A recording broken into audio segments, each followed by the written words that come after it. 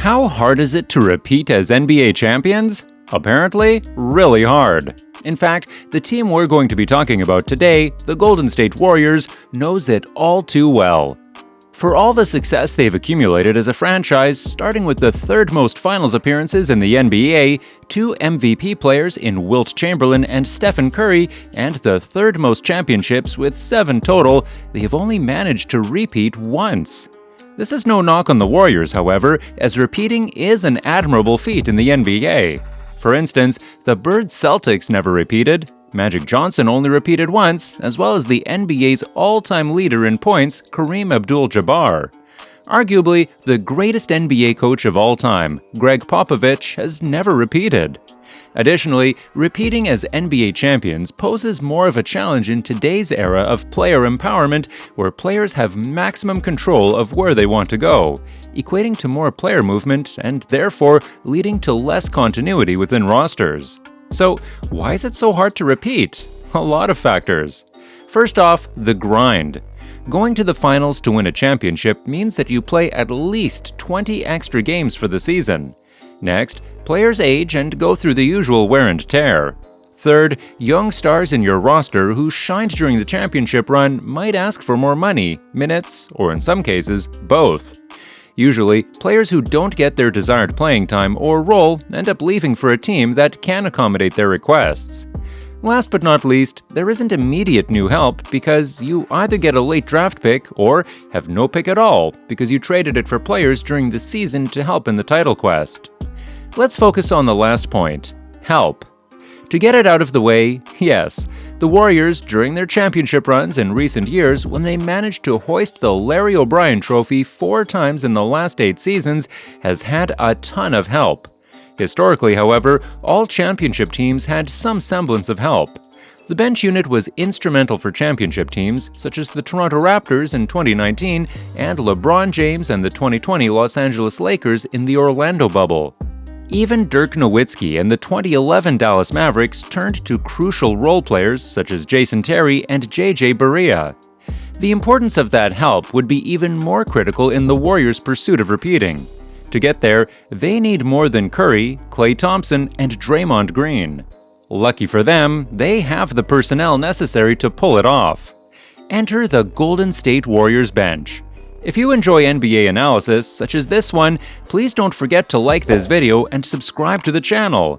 With that, please enjoy our deep dive into the Warriors' monster bench for this season. Arguably, the Warriors' biggest strength has been their depth. Remember strength in numbers? Even back then, when they had Kevin Durant, their bench has been more than enough in the regular season for their core trio to wreak havoc in the playoffs. But this year, a lot has changed. Most notably, the departures of key bench pieces in Gary Payton II and Otto Porter Jr. and Nemanja Bjelica just 24 hours into free agency. Beloved locker room presences Damian Lee and Juan Toscano Anderson also left the team during the offseason. These are certainly huge hits to head coach Steve Kerr's rotation, considering they were key figures in the Warriors' 2022 championship stretch. However, there were additions to the Warriors' second unit that more than make up for the losses. Let's talk about them and how much of an impact they can potentially bring in aiding Curry and company to claim another championship. Number 1, and perhaps most important of all, is Jordan Poole's emergence. We've talked about Poole's contract situation extensively on this channel. If you want to check that out, make sure to let me know what you think. But basically, Poole is eligible for a rookie extension this season, and general manager Bob Myers has stated that after the Warriors completed their preseason games against the Wizards in Japan, the Warriors front office will meet with Poole's representatives to discuss the extension. Poole has improved every year since he came into the NBA, and his 4th place finish as most improved player last year is evidence of that. Safe to say that he will probably continue taking a leap next season. If you don't believe me, check out how deep his bag is against the Wizards in Japan. To put it simply, a huge portion of the Warriors' success this upcoming season hinges on Poole's continuous improvement. Next is perhaps the most underrated part of the Warriors' bench, former 2nd overall pick James Wiseman. I bet you forgot about him. If you did, let his game-leading 20-point and 9-rebound performance in Tokyo remind you all what he's capable of. He's also played 4 games during the Summer League this year, and he looks the healthiest he has in years. Now that is a throwdown. He also seems to be putting in the work, as seen here during a workout with Warriors starting center Kevon Looney and assistant coach Dejan Milojevic. Yep, the young fella is learning all right. He looks to make an immediate impact for the team, and under the tutelage of the likes of Looney and Green, his ceiling is through the roof and can make the case as the Warriors' center of the future. Third, let's look at the sophomores. Jonathan Kuminga and Moses Moody had their moments, but they weren't really primed to contribute regularly in their rookie seasons. Looking at their skill set, however, it shouldn't be too hard to imagine how they can significantly impact the Warriors next year. We've seen how athletic Kuminga can be, and if he learns to harness it not just offensively but defensively as well, he can be a Swiss Army knife a la Sean Marion. Moody, on the other hand, can absolutely light it up, seen here when he dropped 34 points against the Knicks in the first game of the 2023 Summer League. If they live up to their potential, Golden State can be even better this year. Lastly, the wild card, and it's none other than Patrick Baldwin Jr. A former consensus 5-star recruit, Baldwin Jr., affectionately known as PBJ, was supposed to be a top 5 draft pick.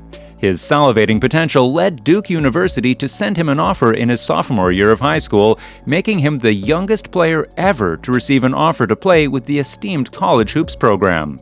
Unfortunately, he never lived up to his lofty high school expectations due to the infamous ankle injury he sustained that prevented him from showcasing his skills in college. Now, as the Warriors' 28th pick in the draft, he has been an early standout for their 2 preseason games in Tokyo, posting efficient numbers across both games. He even sparked the comeback that led the Warriors to victory in their second preseason game, overcoming a 16-point deficit. Standing at 6'10", Baldwin Jr. has the frame of a prototypical NBA wing, and as seen in his preseason stint against the Wizards, he can certainly stroke it from outside too, which will probably see him be involved in Kerr's offense earlier than expected. The Warriors head coach gave Baldwin Jr. some deserved praise here, calling him a really good basketball player. Looney also showered Baldwin Jr. with compliments, saying there's a lot of talent at that position, but the way he shoots it and his feel for the game, he's already taking a step in the right direction.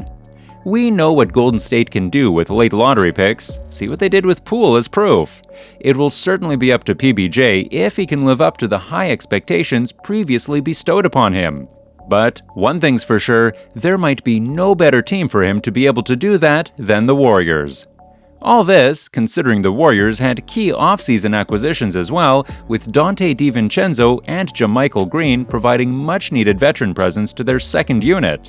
Both players have shown success playing within their role and have ample playoff experience as well to make an impact. The current projected depth chart for the Warriors from ESPN doesn't even have Baldwin Jr. in it. That's how deep the Warriors can go. If Curry needs rest, they can just deploy Kid Splash Jordan Poole to fill the void. The same goes for Thompson and Green should they miss games. Kerr has a lot of options in DiVincenzo, Kuminga, JaMychal Green, and returning vet Andre Iguodala. For a lesser caliber coach, this may spell trouble, as sometimes too many options lead to mismanagement of minutes. But Kerr has been there and done that, and rightfully deserves the trust of the Warriors faithful.